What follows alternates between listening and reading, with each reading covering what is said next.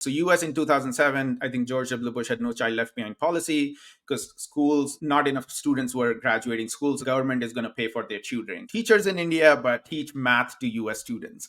And I got one customer and made some money. So I went through a process of registering for a business, paying taxes and things like those. And it was brutal. Again, it's 2007, so things may. What made it brutal to starting a business in India? I had to go to this dinky little government office to submit my application. And when I submitted it, they did not take it. Then they were like, we have to buy food for our children. The government officials telling me in certain terms they have to buy food for their children and stuff, which essentially meant that I have to give them some money. And as He wanted a kickback. He wanted a bribe he wanted a bride. Yeah, to approve your application for company formation. that is correct. Yes. Like the equivalent of registering on Delaware, which you can do online in 8 minutes through LegalZoom or some service. So you have corruption. And was that a one-off instance or was that pervasive? It was throughout my experience. And I can also relate it back to, so my father ran a sort of convenience store in India, and I worked with him on that too. I would see a lot of time, it's just how much money is it going to cost me to deal with the government? And there's always people who we paid to pay the government because we couldn't directly pay them. It's a very complicated. Like a cost of doing business. Corruption, bribery, it's a cost of doing business. And that takes away from the focus on the business itself. That was back in 2007. So I moved out of India and I lived in all these different countries, but I still talked to some founders, friends who went back to India, and they had seen how the process of fundraising in the US, and then they saw the process of fundraising in India. It was very difficult. Which is what? What's the difference? They make you run around a lot. They'll ask you for a ton of information. They won't respond to your calls. They're not professional investors. They would not treat you well, is the sense I got from these folks. Now, I'm not saying all investors are like that, but that's the sense I got. Well, they value their money more than the opportunity. Whereas if you're an American professional venture investor, reputation matters. Right. And you might be looking at the fund returner and you don't know that.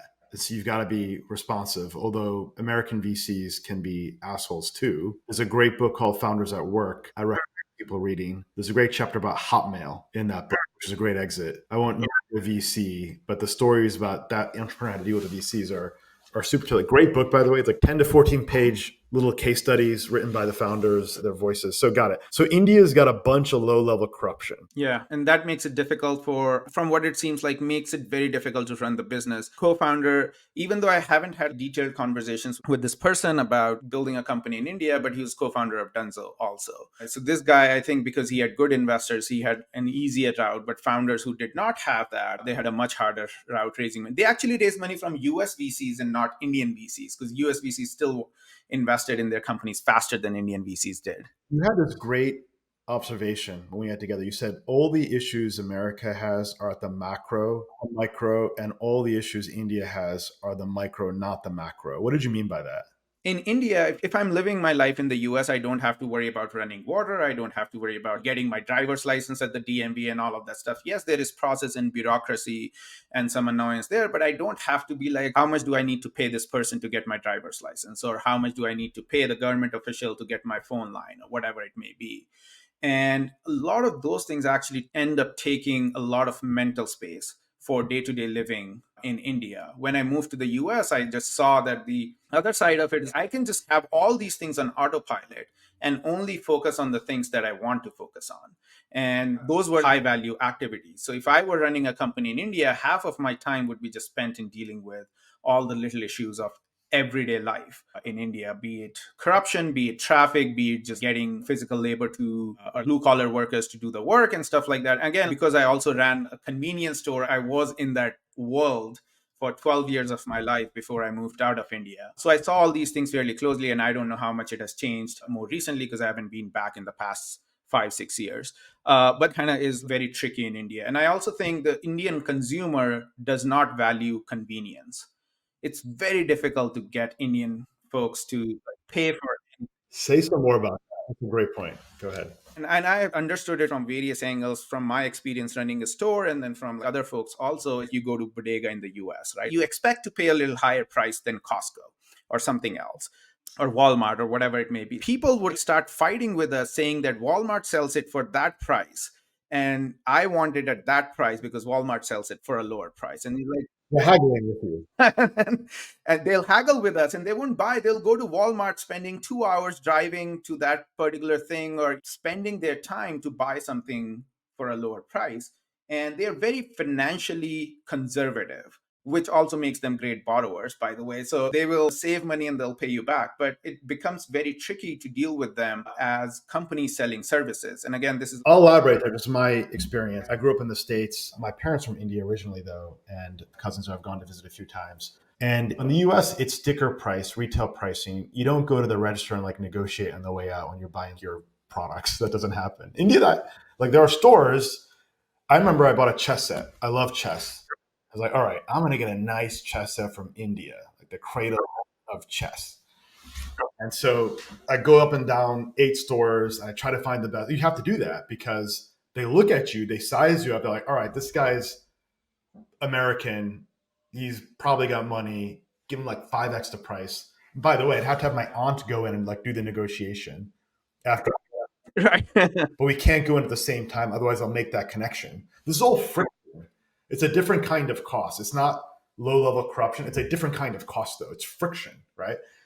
I bought the chess set, and then a block later, I found another one. It was like half the price. And I knew instantly I was screwed by the other merchant, even after I'd done my work. And so that's why there's a culture in India of like, oh, you got to make sure you get a good deal and just assume the other person's trying to screw you in a transaction.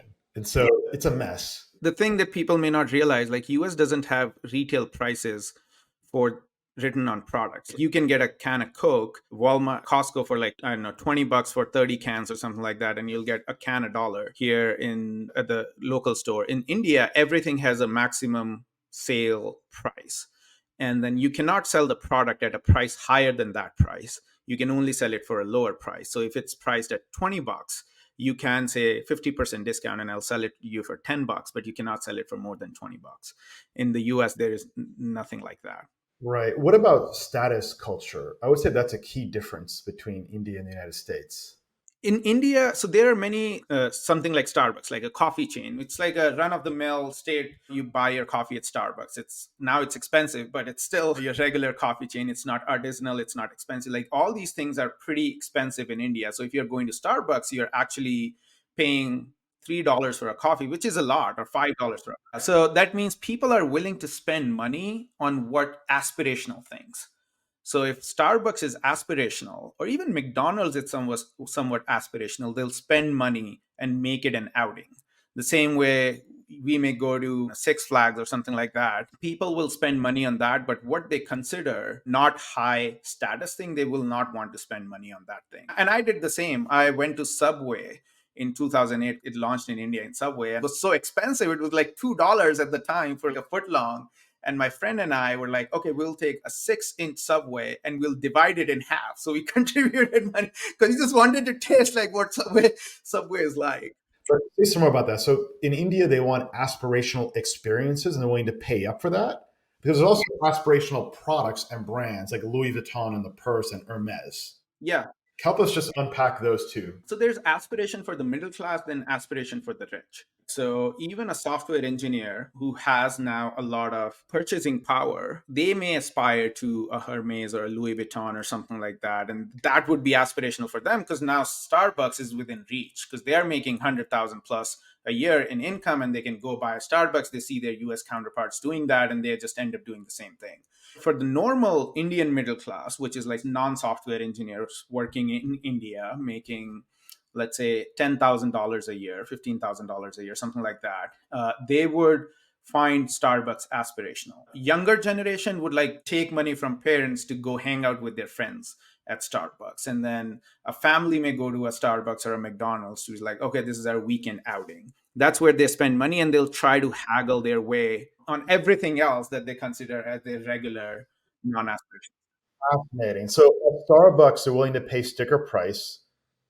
It's an American brand. There's no negotiation there.